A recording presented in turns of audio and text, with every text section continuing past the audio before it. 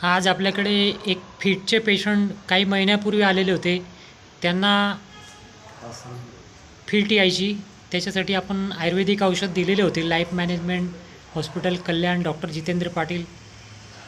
आज ते पुन्हा व्हिजिटला आलेले आहेत. तर तुमचं नाव सांगा. बापू आमल्या काय कुठले राहणार आहे तुम्ही? बोलेगाव गंगापूर तालुका औरंगाबाद जिल्हा. याला फिटचा जो त्रास होता, किती महिन्यापासून किती वर्षापासून त्रास होता याला? तर सर तर कमीत कमी 7-8 वर्ष 5-6 वर्ष झाले. हा म्हणजे तो जन्मला तेव्हा चांगला होता, तो हिंडलाच नव्हता, अपंग होता. अच्छा. आणि त्याच्यानंतर तसं झालं.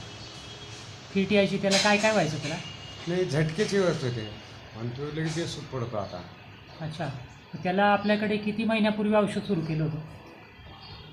5-6 महिने झाले आपण उन्हाळ्यात घेतलं का. 4-5 महिने झाले औषध घेऊन. त्याला किती फरक पडला आता? लय फरक थोडा लय फरक झाला. काय फरक पडला त्याला?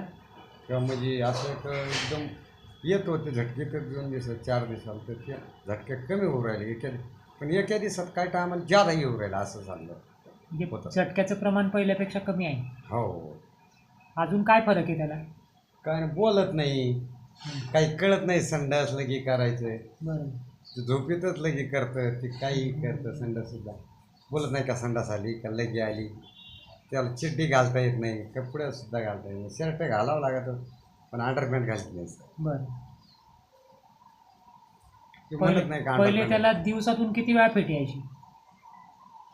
सर तरी बरं का इकडे बघा, चार इकडे बघा, इकडे इकडे बघून बघा. 4-5 वाऱ्या, 4-7-8 वाऱ्या अजून काही यायला गेला गोळ्या संपल्यामुळे. म्हणजे ते गोळ्या चालू असताना त्याला फिट कमी झाली होती म्हणजे? हो कमी झाली.